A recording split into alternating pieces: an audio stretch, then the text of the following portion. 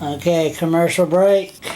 I've been starting to call Voice of the Province lately. Anyway, Blaine Higgs. I'm sure he said, oh, Charles is next. Yeah, concern. Am I going to talk about bilingualism or what? Anyway, let's see how it is, or how it went.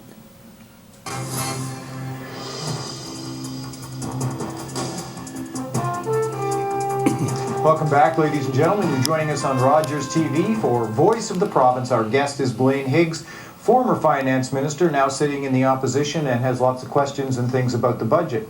We have some questions coming from two people. Charles from Fredericton. Hi, Charles. Bonsoir, Mike. Bonsoir, Blaine. How are you doing? Well, Charles, I'm doing fine, and you? Oh, doing good, doing good.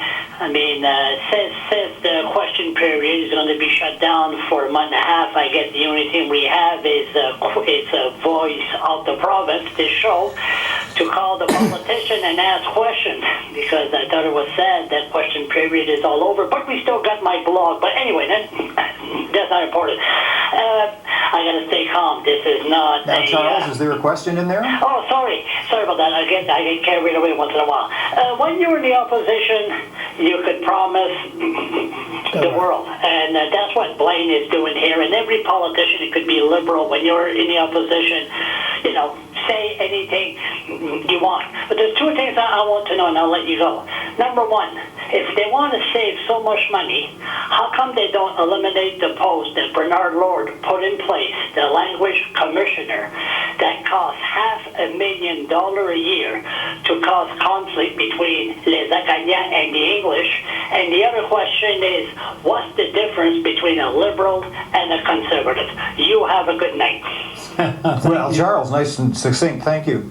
So, how about the language commissioner? Well, thanks, Charles, for the call. He threw a hand grenade at you. Well, sure he did, and I guess, you know, it is a sensitive one, and, yes. And one needs to, I think, understand the roles as in terms of you know, managing the language rights across the province, and also you know, managing the reality of what we need here in the province versus what people just demand and think they have to have.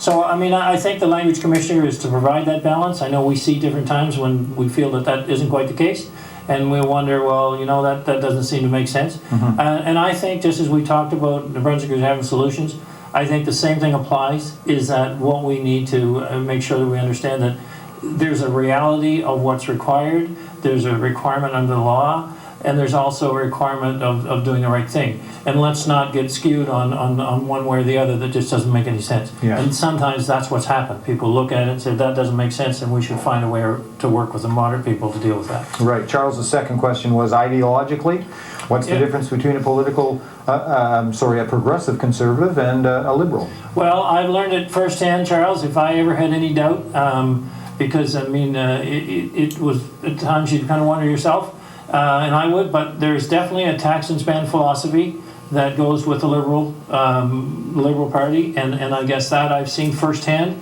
You know, I have a philosophy, as would my colleagues, that we need to have a sustainable path for financing our expenses, and I've said many times in the House that there's a lot of rhetoric that goes through there, as you know. I would love to put the numbers on the table and have someone independently evaluate them, because I feel very good about the process and where it was going, and I feel very uncomfortable with what I see now. But there's a definite difference in how we each decide. We all agree to provide the services that are needed to meet the needs of the people, but it's how you provide those in a way that you can ensure you can continue to provide them. Well, there we are. Donna is on the line now from Fredericton. Hello, Donna.